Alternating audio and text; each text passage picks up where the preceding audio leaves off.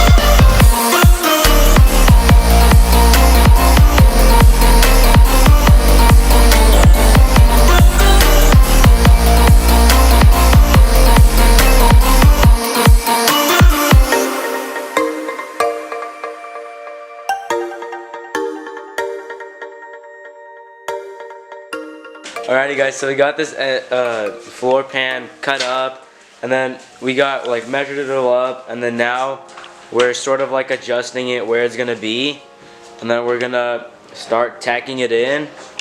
We think we're just gonna do just like these small 1, 2, 3. We're definitely not gonna weld the whole thing. So after the floor pan's done, we might start on these. Nope. Probably won't, but and also the ghost, we're gonna do a separate video on that. But Just we probably will install it today. Yeah, 50-50. So this floor pan is looking really good. It's like the absolute perfect size. So let's weld it on and finally have a floor.